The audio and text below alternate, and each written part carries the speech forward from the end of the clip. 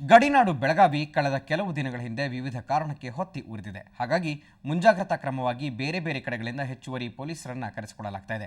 ಆದರೆ ಬೆಳಗಾವಿಯ ಪೊಲೀಸರೇ ತಮ್ಮ ಜವಾಬ್ದಾರಿ ಮರೆತಿದ್ದಾರಾ? ಇಂಥ ಪ್ರಶ್ನೆ ಕಾಡೋದಕ್ಕೆ ಕಾರಣನೂ ಇದೆ. ಎಪಿಎಂಸಿ ಠಾಣೆಯ ಪೊಲೀಸ್ ಪೇದೆ RS ಹೊಳಿನಾಯ್ಕ ಡ್ಯೂಟಿ ಮಾಡೋದನ್ನು ಬಿಟ್ಟು ಕಂಠಪೂರ್ತಿ ಕುಡಿದು ಎಪಿಎಂಸಿ ಯಾರ್ಡ್ ಬಸ್ ಸ್ಟ್ಯಾಂಡ್ನಲ್ಲಿ ಮಲಗಿದ್ರು. ಕ್ಯಾಪನ್ನು ತಲೆದಿಂಬು ಮಾಡಿಕೊಂಡು ಮಲಿಗೆ ಬಿಟ್ಟಿದ್ರು. ವಾಕಿಟಾಕಿ ಅವರ ಸೊಂಟದಲ್ಲೇ ಇತ್ತು. ಏನು ಸಾರಿದು ಅಂತ ಕೇಳೋಕೆ ಹೋದರೆ ಆಸಾಮಿ ಮಾತಾಡೋಕೆ ರೆಡಿ ಇರಲಿಲ್ಲ. ಶಾಂತಿ ಕಾಪಾಡೋದಕ್ಕೆ ಅಂತ ಪೊಲೀಸರನ್ನ ನಿಯೋಜಿಸೋ ಹಿರಿಯ ಅಧಿಕಾರಿಗಳು ಅದೇನು ಗಮನಿಸ್ತಾ ಇದ್ದಾರೋ ಗೊತ್ತಿಲ್ಲ. ಜನಸಾಮಾನ್ಯರನ್ನ ರಕ್ಷಿಸೋ ಪೊಲೀಸರೇ ಹೀಗೆ ಜವಾಬ್ದಾರಿ ಮರೆತರೆ ಹೇಗೆ ಅಂತ ಕೇಳ್ತಾ ಇದ್ದಾರೆ ಬೆಳಗಾವಿ ಮಂದಿ.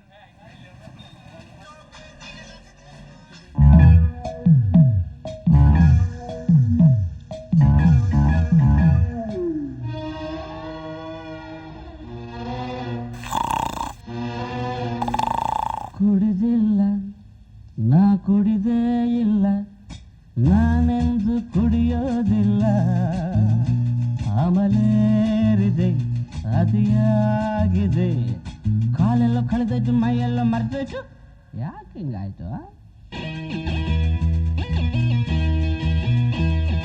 ಕುಡಿದಿಲ್ಲ ನಾ ಕುಡಿದೇ ಇಲ್ಲ, ಈ ಕುಳ್ಳ ಕುಡಿಯೋದಿಲ್ಲ, ಬಾರೆಲ್ಲಿದೆ ಬೋತಲ